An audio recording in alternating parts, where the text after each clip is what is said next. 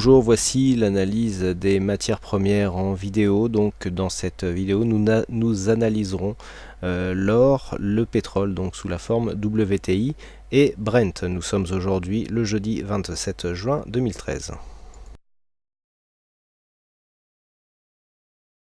Nous commençons cette analyse par l'or qui se situe toujours dans une tendance baissière. La cassure ici de cette zone des 1308 a provoqué une accélération du mouvement baissier. On est toujours ici sur des contacts relativement appuyés sur la bande de Bollinger inférieure et nettement sous la moyenne mobile 20 exponentielle avec laquelle nous n'avons même plus de point de contact. Quoi qu'il en soit, nous avons des divergences qui commencent à apparaître sur divers indicateurs, commencer par le RSI avec une première divergence haussière que nous avons ici.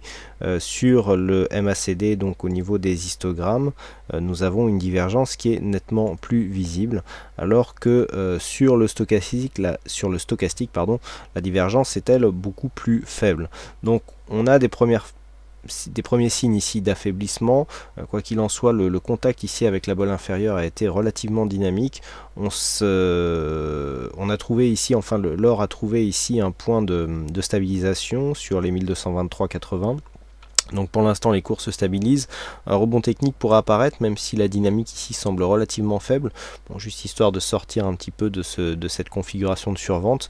Un objectif ici à 1267,68 $ l'once c'est tout à fait envisageable, mais ne remettrait pas du tout en cause la continuité de la tendance baissière. Pour casser cette dynamique, il faudrait repasser au-dessus du dernier point haut significatif qui se situe à 1302,50 $ pour l'once d'or fin. Tant que nous ne sommes pas repassés au-dessus, eh bien nous serons toujours dans un biais baissier, et donc une cassure de ce récent point bas des 1222,1 confirmerait la poursuite de ce mouvement baissier.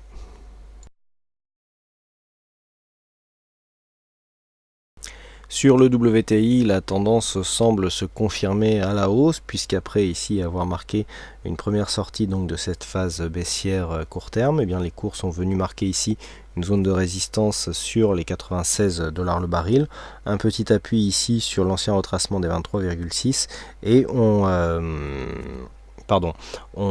confirme ici avec une accélération haussière. Donc là, c'est assez intéressant puisque nous avons retracement 23,6, donc cassure, on va tester le 50,61,8, on revient sur le 23,6 et ensuite on casse ce 61,8 à la hausse, ce qui nous donne une probabilité accrue donc de venir rejoindre les 99,20 $ le baril. Donc la tendance est bien installée, on est sur une phase d'accélération ici.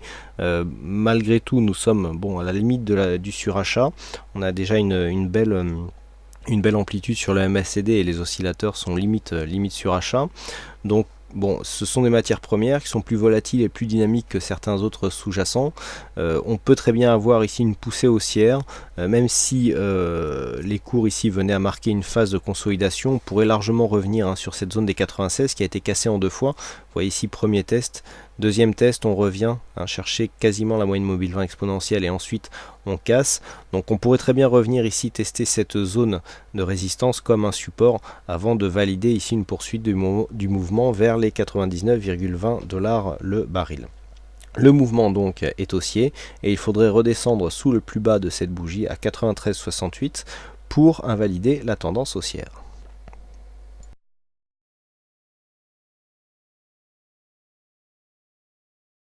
Et enfin on termine avec le Brent qui est dans une configuration similaire, alors avec un rebond technique beaucoup moins marqué, puisque nous venons à peine de tester ici le retracement la zone des 50,61,8.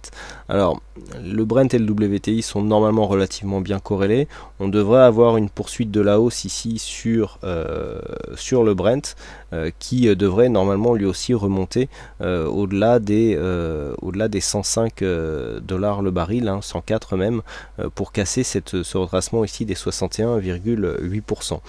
Quoi qu'il en soit, le Brent lui aussi se situe dans une tendance haussière. On a là aussi une cassure d'une précédente zone de point haut qui s'est transformé en zone de point bas avec ici un quasi contact sur la moyenne mobile 20 et un appui assez dynamique sur la bande de Bollinger supérieure, des Bollinger qui s'écartent et qui donc signalent un début de mouvement haussier.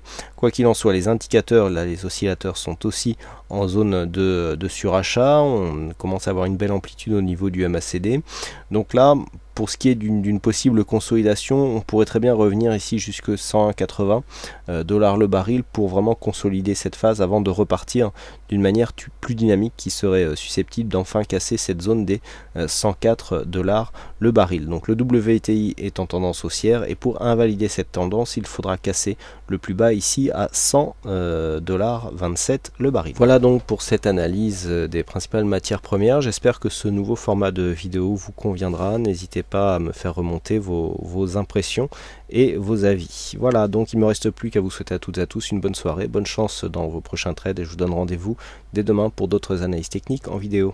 Bonsoir.